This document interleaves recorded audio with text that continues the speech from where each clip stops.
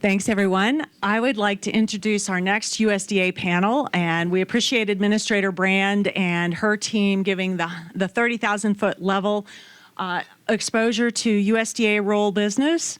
And now we're going to drill down a little bit more. And again, in the theme of our program, this is a dialogue. So everybody, thank you all for agreeing to not only speak, but to take questions from the room. And we think that's going to be really important for today. And so we really appreciate, I'll start from the end. Fred Peacock has been with USDA and works with energy programs. And we're going to let Fred share a little bit more about those programs. And then in the center here, we have Kate Lewis, a senior analyst. As you heard earlier, Kate has the seasoned experience with USDA BioPreferred and has worked with it prior to making the transition that the 2018 Farm Bill did in putting it into the USDA Rural Development Mission. And then we're excited to have Venus Welch-White with us today. And Venus brings some new energy to new programs within rural business for us to learn more about. It was exciting to see you with us yesterday we did some plant tours here in Georgia and having your questions about the energy efficiency of buildings and how do you make all of that. So we want to kind of bring this together a little bit more. So Fred, could we ask you to start with sharing with us a little bit more about the programs that you run day to day? All right, well, thank you very much. Thank you for the opportunity of being here. I see that Betty is here, and Mark and Andy have stepped out, but I do want to correct one misconception about what they said about one of our programs. The Biorefinery Renewable Chemical and Biobased Product Program is one program that is designed to take technologies that are brand new, like Jacob breast guards and biosynthetic, and commercialize them. But what they didn't say was you can do that kind of project in Atlanta or Omaha or any large city. So that's a very exciting program that I've had the privilege of working on. It often uses bio-based products, biomass. It could be wood, it could be soy, it could be corn types of products that are non-starch. It could involve a lot of things, and it's something that's helped to create new industries and new products. And the most exciting thing about it is it pulls from rural communities, from biomass, and brings it to the marketplace. So I've had the privilege of working with National Biodiesel Board, and one of the things that they've done is they've brought a lot of their product through mandates, which are an effective use of policy. A gentleman talked about tax credits, about driving the bioeconomy. It's an effective use of policy in New York where people are interested in cleaner air. And they, through NBB, have invested money in BioHeat to train people who aren't interested in going to college but can go through a program where they're working in the construction and heat trades so they can buy in New York City a $750,000 home. So that's a wonderful thing because it knits communities together. It pulls through. And that's, I think, what so impressed me about the tour is that we have an opportunity to work with you as stakeholders through some of our other agencies like ARS in a collaborative way. I have a little bit of money where we can focus on things that are interested in you that help drive this economy forward. So before I take up a lot of time, I want to pass it off to Kate, who will talk about BioPreferred, I think. All right. And Kate, Mike Erker, could you help us pull up Kate's PowerPoint? I guess while Mike is doing that, I really wanted to say thank you to everybody for your time and your attention and your investment, not only for this USB Stakeholders Dialogue, which is maybe, Karen, the 10th one that you've put together. This is not a new engagement. So I really wanted to thank USB for your efforts in this space and all of USB's members and supporters. Obviously, you can see from today, USDA considers ourselves a supporter of USB. The BioPreferred program is definitely a supporter of USB's efforts, particularly in the area of soy new uses. Yes, we manage a program at USDA, but that program wouldn't be in the place it is today. And I'll share a little bit of the quantitative information about the program's growth over the past couple of years without people and your companies and your vote of confidence in our agency, and backing up that vote of confidence by making a financial commitment to research and development of innovative bio-based products, commercialization, and then obviously working with us to certify and label those products to help the market pull.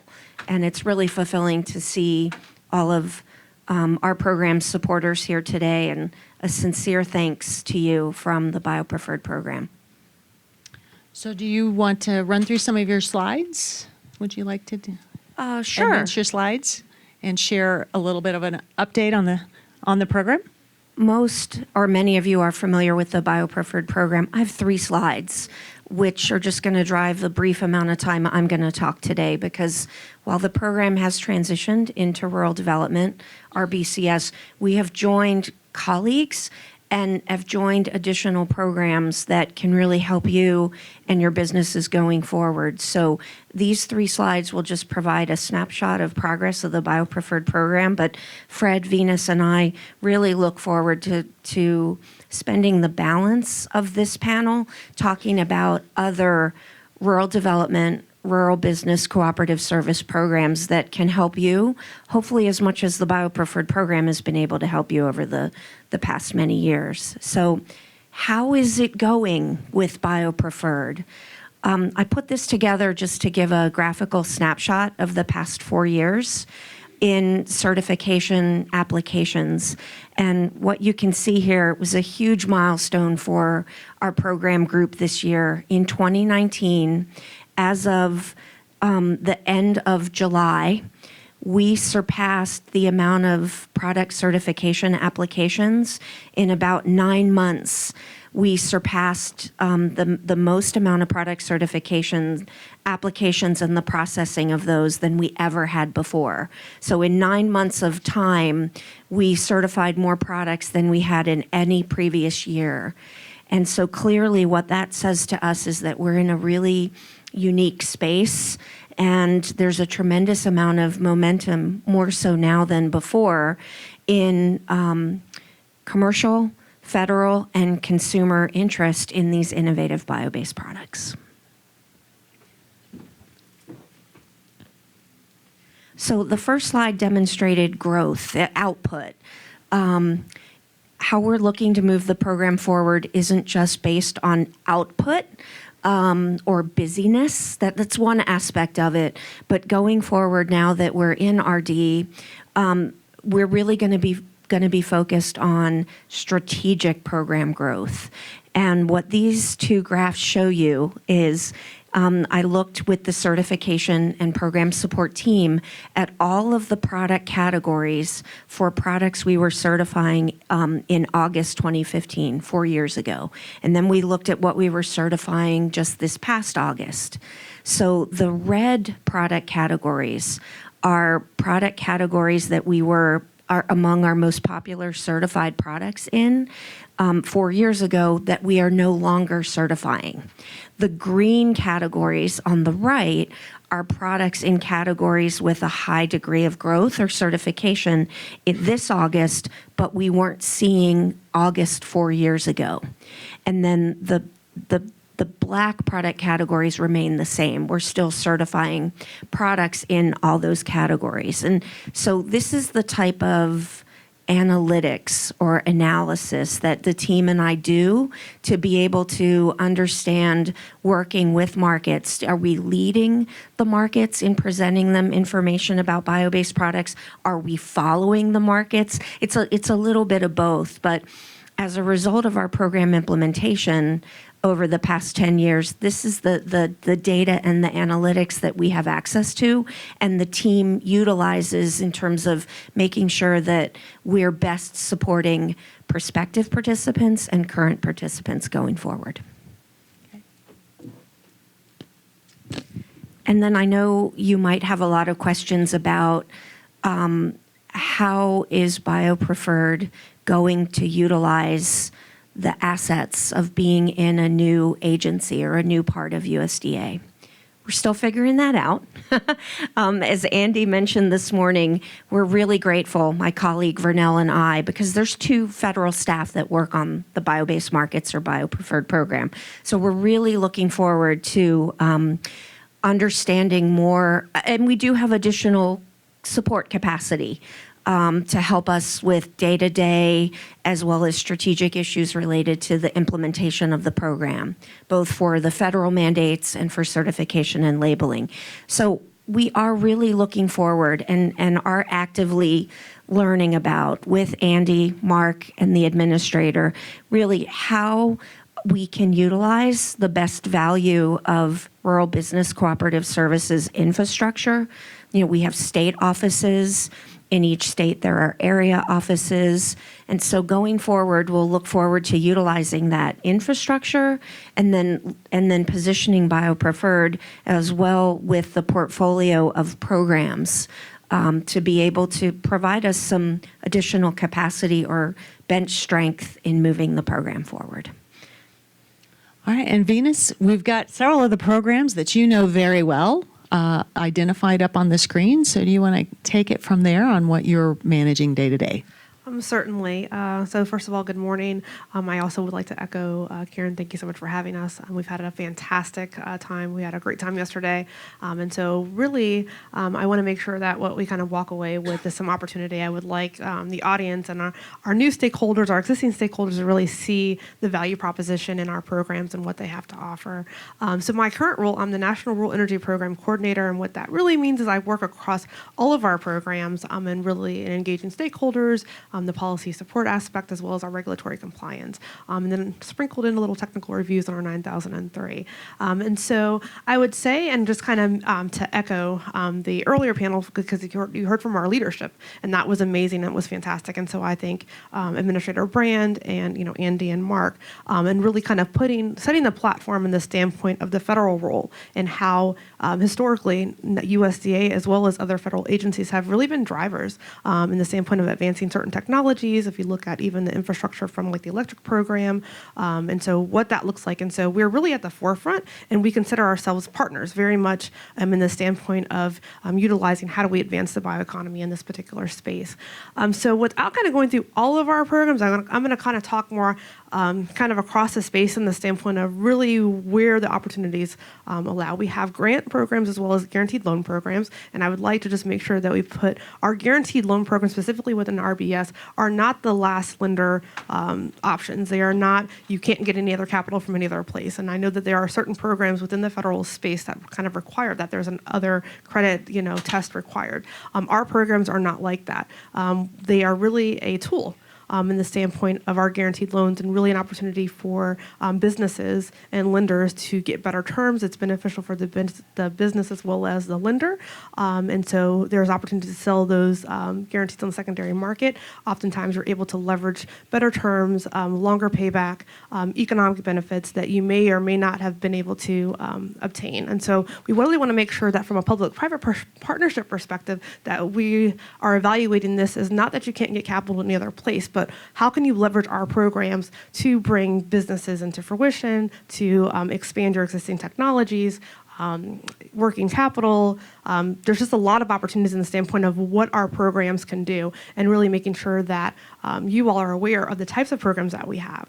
So one, I would say, kind of and going through when I was amazed at Sinlon and the other places that we use, and the first question I had was, what's your energy cost? What does that look like? You've got all this equipment, it's running, it's warm, it's cold, you've got cooling, you have these requirements from a manufacturing perspective. Where are some opportunities?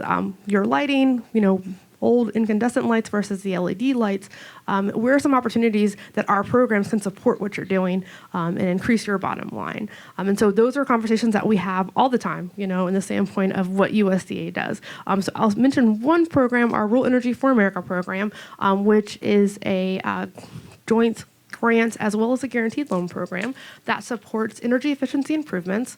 This is across the space, anything we call old to new. So old equipment is not as efficient as new equipment. And so if you're able to demonstrate energy savings, if your business is a small business per SBA's definition of small business, if your project is located in a rural area from a business perspective, you are potentially eligible to apply for a 25% grant, total eligible project cost, not only for efficiency improvements, but also for renewable energy installation. And so that can be solar, wind, geothermal, hydro. We do waste to energy projects, anything that's commercially available. There is potentially some financial resources that can support that. On our guaranteed loan side, we can do a max of 75% of total eligible project cost. People are able to apply for joint both grant and guaranteed loan. And so there's a 25% equity requirement, but USDA, because we are just awesome, we also have a business and industry guaranteed loan that you can couple with that. And so our business and industry guaranteed loan program allows a little bit more of a breadth in the standpoint of the types of projects that you can do. But any project that's located in a rural area, so you think manufacturing, 50,000, population 50,000 or less, but it doesn't have to meet the small business requirements. So if you've got a major corporation, essentially, you can apply for those funds and you can come out with very little out-of-pocket cost. And then if you take it and couple that with any type of tax credits, so you've got the renewable tax credits. I don't know how, we haven't really talked about this, but the opportunity zone tax credits, we're seeing more of that. 40% of those opportunity zones are in rural areas. So there's a lot of opportunity in the standpoint of the financial aspect and really ultimately increasing the bottom line and supporting rural communities and economies, because that's what we're here for. And so again, we can kind of talk more across the space, and Fred mentioned our 9003 program, but we have a lot of different programs that if they are not that are aligned to either work together, that we can kind of, I hate to call it a capital stack, but we can kind of stack, or they're kind of pipeline. So you can apply for a 9003 program, you can do a new bio-based product, and then you can get a bio-preferred label. So we're really here to support and help, and we consider ourselves key partners in driving the bioeconomy. So thanks. And based on what you just said, will there be more alignment in the future? So you're a USDA bio-preferred product manufacturer. Will there somehow be a pipeline to get you into some of these other programs? That's one question. And the second one, I think, is both for Fred and for you, Venus. As you look at these programs, and it is a substantial amount of work to get into a program like this. We have to be honest about that. So can you give us, some tips on what are good fits, that make it, what you've seen of these are really good candidates, and so people can kind of self-screen themselves as they move forward on this investment of time and talent to pursue these programs? Well, I'll first say that we are with the government and we are here to help. So we start off with that. We are public servants and we're here to support. I would say that depending on the program, and part of this is really an education component, and we recognize that. We are always constantly evaluating. We have our own due diligence internally to the federal government that we are required to evaluate our processes, and we're required to make sure that we are supporting our customers. And so there's a lot that we do internally to make sure that we're able to streamline application processes. We've had a couple iterations of our REAP program, so we're now on a tiered aspects. So the larger the total project cost, the more paperwork is required. Smaller projects don't have all the paperwork that's required. A smaller project will only require an energy assessment, not necessarily energy audit. So there are things that internally we've done to make sure, with the support of Congress, to make sure that the burden is not so great for potential applicants. And so we're always willing to take suggestions, but internally we do work that we understand that it can be very cumbersome, and there are some potential barriers that are hard for if you're not familiar with our programs. The other piece in the standpoint of, and I'll hand it over to Fred, just more of an overarching. We have, and I'll reiterate, we have state offices, we have energy coordinators, we have regional energy coordinators and regional people and state folks and local folks and national office people that are really here to help. We meet with potential applicants and clients all the time. They'll come in, they've got this idea, they want to find out what resources are available. again, we're public servants and we're here to support, and we're happy to do so. So if you make telephone calls and say, I'm interested, where are some resources, not only from even our own internal, RBS, but also does NRCS have resources available? Does FSA have resources available? Or is this a better fit for maybe an SBA? I mean, we really evaluate and we really look and see where are the best fits and how can we help our ultimate customers and our clients and our stakeholders. And so I will say that, we're here to really support. We offer on a regular basis, if you're interested in our guaranteed loan program, the lender's our applicant. So we very rarely don't talk to the borrower. However, we're happy to get on the phone and have a meeting with your borrower or with the lender and to talk through the application process, to talk through the benefits, to talk through what that looks like in the standpoint if you're doing a renewable energy project, you need a feasibility study, you're talking about PPAs, that's stuff that if the lender doesn't necessarily know that space, they might not be comfortable with it. And we're here to buffer that and to really bridge that gap. So I would say kind of across the space, overarching, please hold us accountable because we're here to support. But I'll give it over to Fred as far as the specifics with our programs. So actually, we're a lot easier to deal with, I think, than maybe other government agencies. We have 47 state offices, and within each state, there are area offices.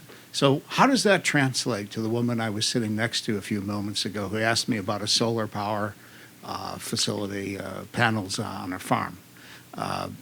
It's very easy to get a REAP grant. It's not guaranteed, but because our energy coordinators are so proficient with working with applicants, the analysis that I've done in the last few years shows that they have a better than a 60 or close to a 60 to a 90% chance in some years of getting that.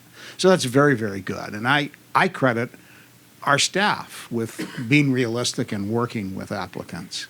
The minimum for energy efficiency is a $2,500 grant, and the maximum is $250,000.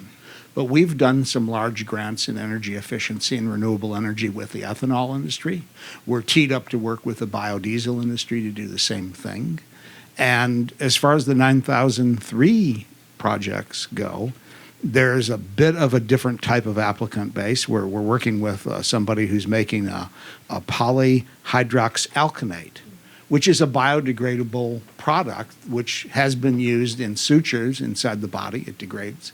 I noticed biobased and biodegradable. So applications like that do require a full-blown feasibility study. And if it's a project over $40 million, they're going to need a credit assessment from an independent credit-rated agency. It requires a really tough scrub because those are government-guaranteed monies to an independent lender, but they're also projects that a lot of people just don't have an appetite for. So that type of thing, we've worked with a number of industries, like an industry that wanted to use trash to make jet fuel.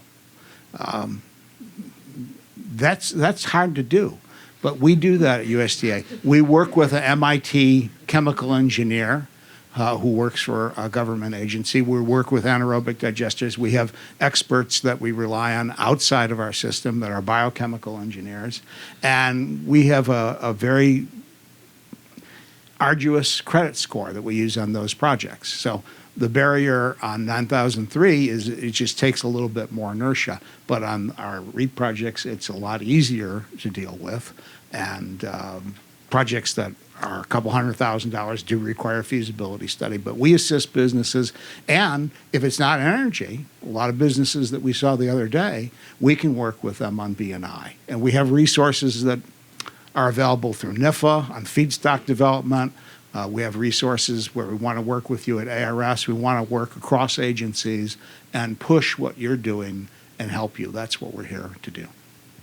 Thank you. And, we've got a lot. Our theme is driving demand, but driving demand is for the farmers and the whole supply chain, no matter what bio-based product you make. And I know a lot of our visuals are focused around the automotive sector, but we've got a lot of folks in the room who make products that are great fits. And we give a shout out to our Kansas State Department of Architecture. We're glad to have them with us today. So we've got some future architects who could be using these products in buildings. and we've got carpet and insulation, and USDA is doing a lot of work in the rural housing and that space. How do we bring together bio-based products into rural housing? Or rural utility service, which we have, Cargill has an FR3 electrical product. How do we create the pipeline so those products get used?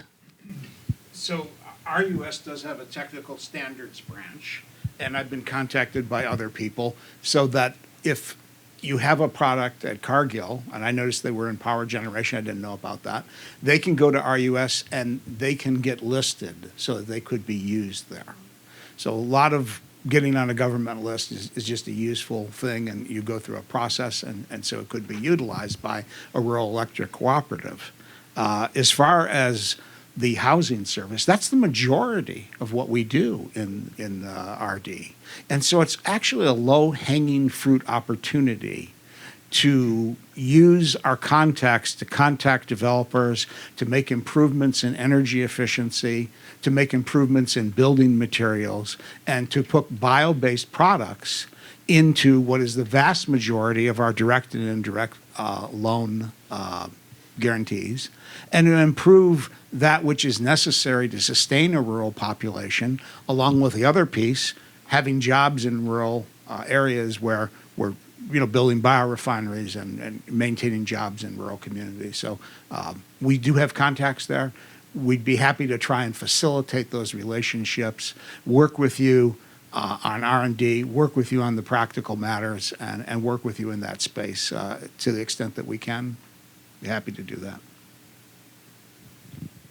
I think the first step to answering your question, Karen, has been taken with the 2018 Farm Bill and that provision to move the BioPreferred program, which before had been located in a staff office part of USDA, to a mission area that focuses on program delivery. And Andy has challenged Vernell and I to understand the RD infrastructure across RBCS, Rural Business Cooperative Services, that's all of us here with you today, RUS, Rural Utility Service, and Rural Housing Service, to understand the natural nexus as those programs as an additional market pull for the specification and utilization of a wide variety of bio-based products. Did you want to add to anything on that? All right. No. So I'll just add more in context. The government is a huge consumer, and so each federal agency has a small business office in the standpoint of the contracting piece. And so while we don't necessarily work with every single one across the space, I think that, again, just to kind of mimic and echo, there are opportunities. And so we're happy to facilitate what that looks like and really begin to delve into that particular space. And our panels, as we proceed throughout the day, we're going to talk a lot more about this beyond a list. People get on a list, but what causes the demand pull? And so we want to have further conversation in panels about that this afternoon, but want to open up to the audience now for questions. I've been posing a lot of questions, but this is your chance to ask these folks how these programs fit for you. Any questions out there? I'm surprised that we've got this group being this quiet. Yeah. I don't know if this is really a question, actually. Just, Karen just did a shout out. We're from Kansas State University. We represent architecture, plan, and design. We have architecture, interior architecture, industrial design, and furniture design. And I'm wondering, obviously you're stimulating economics and business, kind of developing products, but what can the academy do? Really, the architects and designers are the ones that are, creating, either misuse or good use of products in the build environment and in the packaging and product development. And at our school, we believe in design and making. We want to get the materials in the students' hands. I mean, that's one of the best ways for them to learn a better way, better processes. And the programs, I don't have anything to say or question. I just wonder, is there an educational drive also that we can help establish to make sure that the students, the next generation, is thinking in a better way? I mean, that's what we're trying to do, but I think we could really use your help in making sure, and this goes to everybody in the room as far as what your products are. If you can just help us get that information and that product in front of our students, I think we could do wonders for the next generation. So that's a fantastic question. And so we didn't really go kind of this level of granularity in the standpoint of all of what USDA does. And so again, kind of piggybacking off of what leadership discussed this morning, there are 17 different agencies in USDA. And one of them is NIFA, the National Institute of Food and Agriculture. And they are an external extramural funding arm. And so there are people that they meet with their stakeholders and they put up RFAs specifically around certain types, recognizing that their research needs, and that is particular a way to either access funding or even communicate that information. Oftentimes what we'll see in our 9003 program, which is our biorefinery program, that a lot of those innovations, they actually begin on college campuses. They begin in labs. And so there either is a need in the standpoint of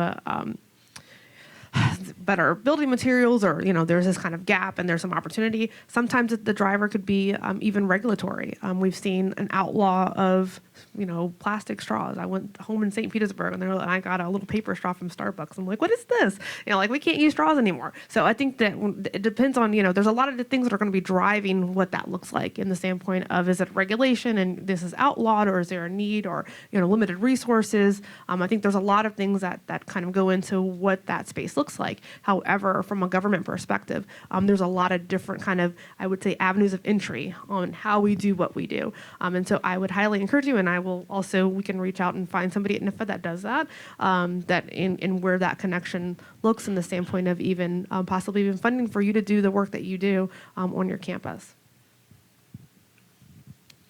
And we also have ARS too. They do research, but they are a government lab, and so our ARS is they are the Ag Research Service, and so there's a lot of different agencies, laboratories that they conduct different types of research as well, and so that potentially is even a possible collaboration of what that could look like. And I think our staff visited NREL a couple weeks ago, and so even that's Department of Energy, and they do research as well. So I think that when we're really kind of taking a step back and being very strategic and very intentional on what the needs are and how best to utilize the resources that are available. One of the NIFA grants that Venus just mentioned, it's entering its third and final year of implementation. NIFA has supported an initiative called CABLE, CABLE, Consortium for Advanced Bioeconomy Leadership Education. And this grant has developed a cohort of 20 universities across the country who are university professors and administrative staff are mentoring undergraduate and graduate level students in issues related to the bio-based economy, so biofuels, biopower, and bio-based products. Please talk to me afterward to get some more information about the CABLE Group's progress, possibly becoming a participant, and talking about what happens after this third and final year of the grant. Any other comments or questions? I'm Ken Mitchell with Universal Textile up in Dalton. With the housing development, the rural housing development, I go back and think about the architects and the designers and things like that. Would the USDA actually specify through architecture, through some of the designers, some of those products that need to be in the housing in order for it to be either bio-preferred or more preferred to be there? For example, one of our companies does carpet. We do a coating on the back. Demilac's doing insulation, which is going to also help with keeping the R value and keeping the heat and the cool in these homes and the rural development houses that way. Is that something that would be part of the program, that from a procurement point of view from the government side? So it's possible it could be, but what we can do is follow up and ask, because the architects in project support are adjacent to our offices. And the other thought there is the U.S. Green Building Council, Fund Projects, LEED Buildings. We can make some contacts, but that can also be something that we try to market with you or open up contacts to do that. And so we can make a commitment to do that, because a lot of this is, as you say, it's publicity. It kind of reminds me of the model that NBB had, in a sense. Back in the days in the Palouse, when soy wasn't really being used as a fuel, people decided to try to do it. And they had a tremendous hill to climb to move that needle forward. And the same can be done with your industry by leveraging publicity, education, outreach, myth busting, Sure. that type of activity. You kinda But get- I'll get with you and make. Yeah, you get both sides of the coin, right? You get the biorenewable product in the home, and then you also get the extra energy benefits and reducing energy power bills and things like that by doing that as well. You get a double bang out of that. So. Andy? Yeah, I was just going to follow up with you. I mean, I think this is a great example of why we're here. Hey, is Andy. To hear kind of Andy. this opportunity, because when you talk about housing, as Fred mentioned, that's easily 60% of the RD of that $225 billion portfolio. So we're doing either home purchase, new construction, and rehabilitation. You're just giving me an idea there. We participate in, on an annual basis, a National Rural Housing Month. Let's follow up. Let's talk. Is there an opportunity to show a demonstration? Is there an opportunity of a environmentally friendly, safer product without chemicals? Can you is that something we can do? I think we were open to that. On some of that, I think it's an opportunity. I don't know if it may take legislation or something even, but to put in some kind of requirements for new construction. But why, from my perspective, I want to see that those opportunities for safer, more environmentally friendly housing is not just for an urban area, that it is going into some of our rural areas as well. Andy, let me just follow on something that just came to mind. If you have a product that's more energy efficient, we can't push the product, but if you have adapters that want to use that, and I'm not a big proponent of housing insulation and windows, but we do that within REAP and energy efficiency. So that's an opportunity where we can use a conventional program.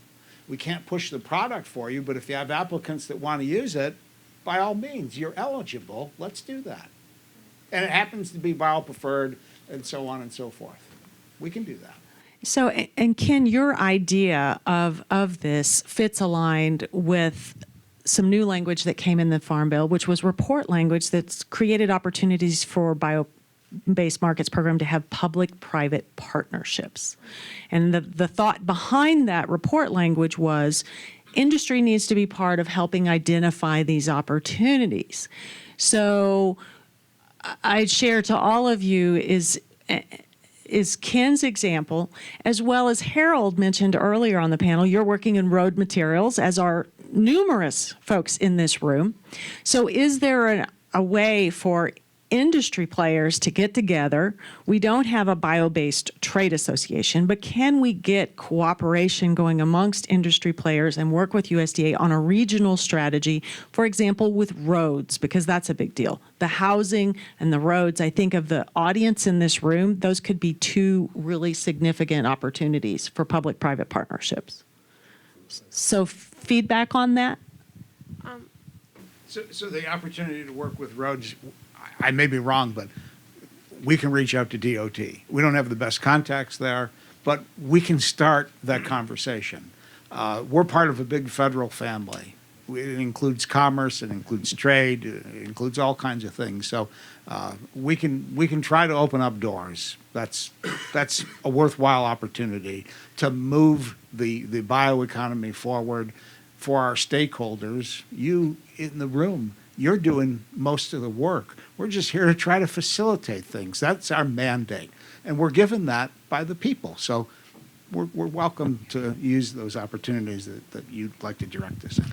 So one thing that I will say, in the standpoint of really looking at federal initiatives and leveraging, when administration and leadership tells us we're charged with doing certain things, I think that it's helpful to have feedback from our stakeholders. And so while we're not necessarily DOT, we do have mandates to really look at the infrastructure aspects of it. And so this dovetails very nicely into the standpoint of what that looks like and how we can potentially partner and collaborate in those areas. So we're always open into figuring out ways to do those things. And again, I hate to kind of like honk on the housing component. There's a pilot going on right now with RHS and Auburn University with a smaller, more cost-effective. I don't know if it filters into the energy, but there are things that, in the standpoint that happened, that we can maybe look into, and maybe there's, if that can be coupled. Again, we're not directly with that particular pilot program right now. However, it's something that we can kind of get more information and get back, because I think these things happen. How they're publicized, not always so much, but there are definitely initiatives and partnerships that occur on a regular basis. Thank you. We can have one more comment, and then we need to move forward. I just want to say, from rural development, our motto has been is we can build a community from the ground up. So we are talking from essential infrastructure, from telephone, electricity, broadband, to the housing. Because you brought up the road, the issue of roads. We've got a program. Our community facilities program can build roads. So at any point, we're working in there, we're building hospitals, we're building schools, we're building everything. There is some point at one of our programs or one of our areas where some area of the bioeconomy or a bio-based product is going to plug into rural development. By the way, Melissa Narens is in the audience, and she's taking notes from this in addition to our videotaping today's program, and we're going to make it available for everyone to view in the future. Melissa's taking notes about the strengths, the weaknesses, the opportunities, and the threats. And I think Andy just identified a real big opportunity, it sounds like. So thanks for that. And thank you all, our panel. And thank you for staying for the whole day, too, because people will be able to network with you a little bit. It's time now, Louis, if you will come forward and give our guests their thank you gift while our next panel gets ready to come ahead. Let me stand down. Our Department of Defense panel. So you want to present everybody? Tell them what I give them. Leave it to our farmer leader to keep us straight. And I want to mention there have been a lot of very kind things said about me today, but it's really, really important that the thank you go to the farmers like Louis Bainbridge. And Tim Vanverlo is with the United Soybean Board. Thank you, Tim, for coming. He's the Vice President of Sustainability. So want to make sure that all of you get a chance to meet with Tim at some point and talk about what your sustainability programs are and how soy fits into that. So thank you, Tim, for coming. But this event is totally funded by farmers like Louis and all of those across the country. So we want to give you the thanks. Certainly welcome. All right. Is our next panel ready to come forward?